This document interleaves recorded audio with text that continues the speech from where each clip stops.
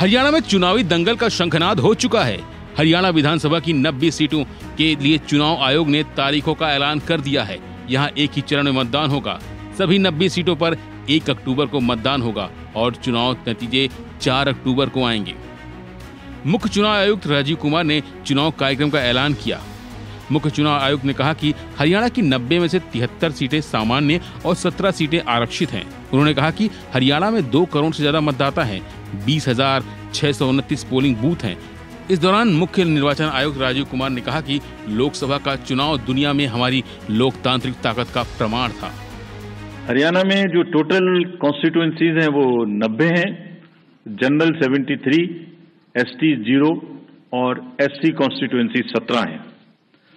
अगर इलेक्टर्स इन हरियाणा की बात करें तो टोटल राज्य में 2.1 लाख इलेक्टर्स हैं, जिसमें 1.06 करोड़ मतदाता हैं और इसमें महिलाओं की संख्या 95 लाख है। थर्ड जेंडर 1.50 लाख पीडब्ल्यूडी और 2.54 लाख हमारे 85 एज ग्रुप से ज्यादा के मतदाता हैं। और जो हरियाणा की एक रोबस्ट हेल्दी लाइफ स्टाइल है, उसमें हमारे 10,321 ऐसे मतदाता हैं जो शतायु हैं। उन सबको हमारा नमन, और वो सब वोट देने आए, इसकी हम पूरी की पूरी कोशिश करेंगे। हरियाणा का इलेक्टरल रोल 27 अगस्त 2024 को प्रकाशित हो जाएगा, लेकिन उसके बाद भी this is again true for J&K and Haryana both. Electoral roll final हो जाएंगे, वहां 20 को और यहाँ 27 को। सबको कॉपीज मिल जाएंगी, पहले से भी पब्लिश हो चुकी हैं।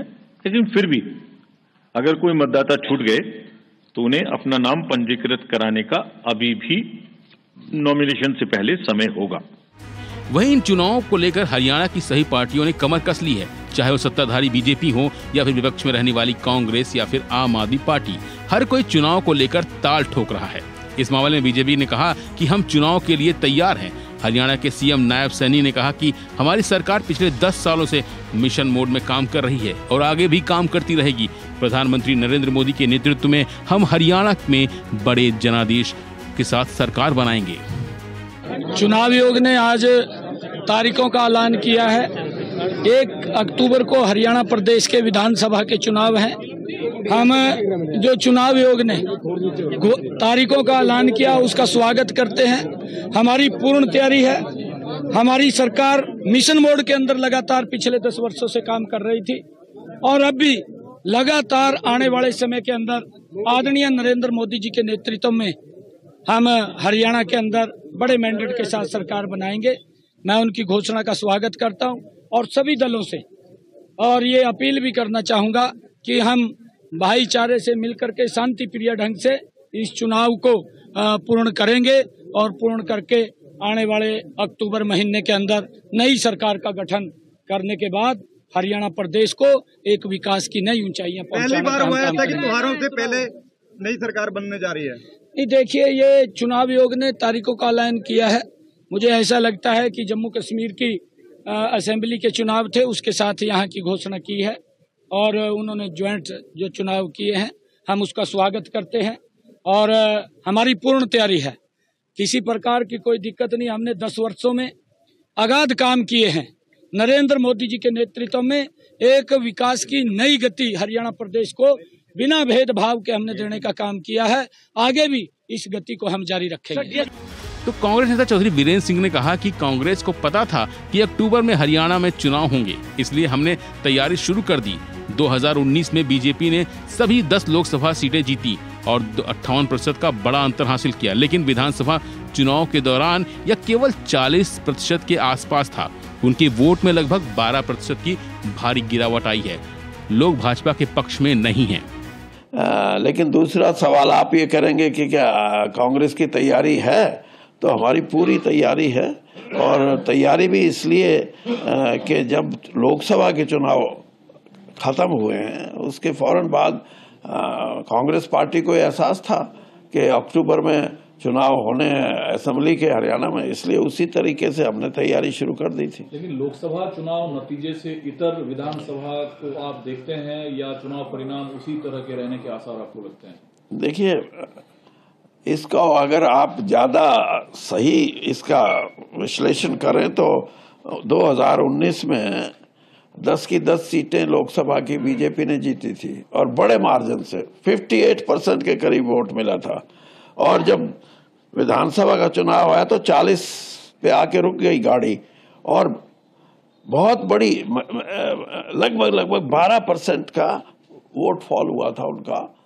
इलेक्शन कमीशन ने शेड्यूल अनाउंस कर दिया हरियाणा का और 1 अक्टूबर को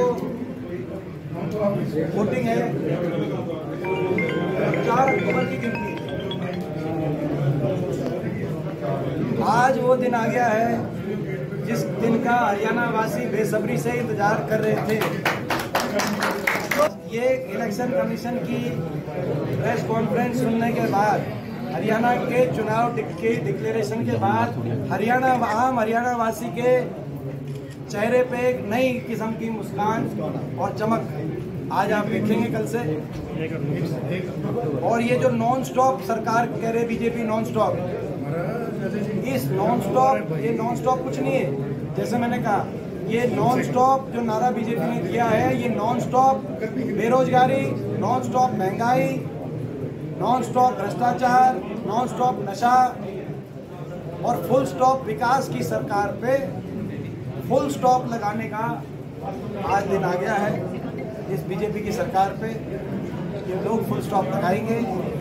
इस सरकार पे लोगों को बेसब्री से इंतजार था, क्योंकि इस सरकार ने हरियाणा का बहुत नुकसान किया है। देश में विकास के प्रतीक हरियाणा को दुर्दशा में का प्रतीक बना दिया, स्वागत करते हैं आप इसका, बदहाली का प्रतीक बना दिया गया। और इसीलिए हम इलेक्शन कमीशन की घोषणा का भी स्वागत करते हैं, हरियाणा की जनता भी स्वागत करती है।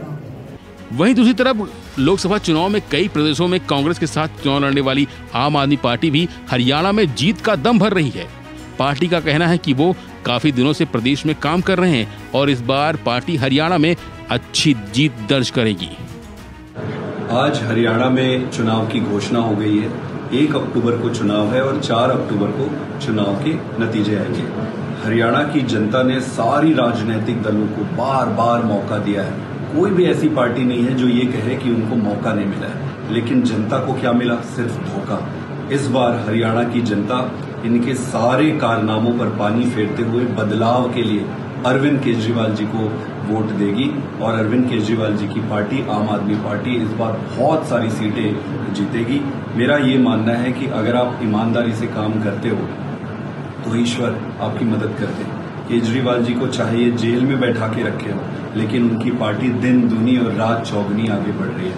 भगवान की असीम कृपा है और ईश्वर स्वयं चाहते हैं इस बार की हरियाणा में बदलाव हो। हम पूरी तरह से तैयार हैं। वैसे हरियाणा विधानसभा में 90 सीटें हैं। बहुमत के लिए 46 का आंकड़ा चाहिए। पिछली बार भाजपा 40 सीटें जीतकर सबसे बड़ी पार्टी बनी थी। इसके बाद भाजपा ने 10 सीटें जीतने वाली जेजेपी के साथ मिलकर सरकार का गठन किया था। कांग्रेस को 31 सीटें मिली थी। 1 सीट इनेलो के खाते में गई थी। 7 सीटें निर्दलीय ने जीती थी। फिलहाल के लिए बस इतना ही। बाकी खबरों के लिए बने रहिए वन इंडिया हिंदी के साथ।